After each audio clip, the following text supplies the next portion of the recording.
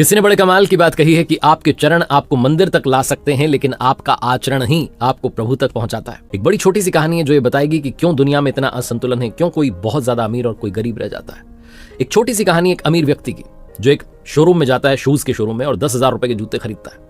इतने महंगे जूते पहन करके जब वो घर पहुंचता है तो घर वाले याद दिलाते हैं कि आज तो आपको मंदिर भी जाना था, आपने बोला था भगवान को कि मैं दर्शन के लिए आऊंगा शाम के समय पूजा के लिए। तो पहुंचता है, अपनी कार से वहां उतरता है, उसके बाद मंदिर की सीढ़ियों पर जब चढ़ने वाला होता है तो अपने शूज उतारता है। जब जूते उतारता है तो उसे ध्यान आता है कि अरे इतने महंगे जूते, 10,000 रुपए के जूते, ऐसे छोड़ के चला जाऊंगा, कोई लेके चला गया तो।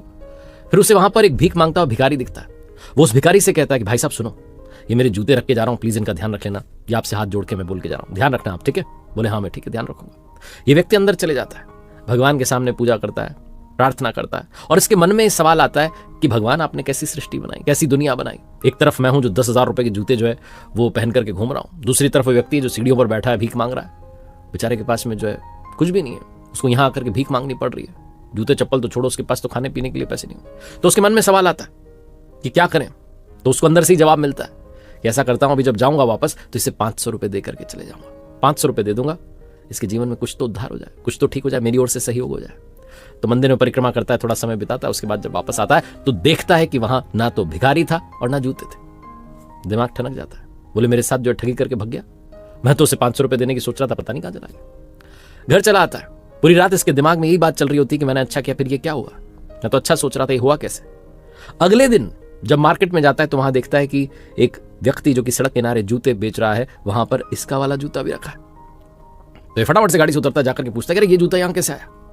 वो व्यक्ति बताता है कि अरे भाई साहब कल एक भिखारी आया था और वही जूते मुझे बेच करके चला गया, मैंने उससे बदले में 500 रुपए दे दिए। ये व्यक्ति मुस्कुराता है, अमीर व्यक्ति, और आकर के अपनी कार में बैठ जाता है, फिर से मंदिर जाता है और परमात्मा के सामने हाथ जोड़ के कहता है कि वाह प्रभु क्या लीला है, आपको उस भिखारी को 500 रुपए दिलवाने थे, तरीका पहले आपने मेरा चुना, लेकिन भिखारी अपना जीवन ही नहीं बदलना चाहता, उसने चोरी कर ली, चुरा के ले गया और 500 रुपए उस दुकानदार ने उसे दे दिए। अगर मैं उसे शुद्ध मन से वो 500 रुपए देता तो शायद उसके जीवन में अच्छा होता, लेकिन उसके तो कर्म ही वो वाले हैं, इसीलिए तो उसका हाल आपने बेहाल किया हुआ है।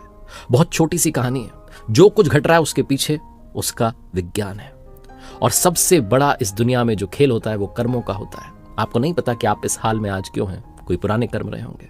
तो जीवन में ऐसे कर्म कीजिए ताकि जब कोई आपसे कहे कि तुझे तेरे कर्मों का फल मिलेगा तो वो आपको आशीर्वाद की तरह लगे, ना कि श्राप की तरह।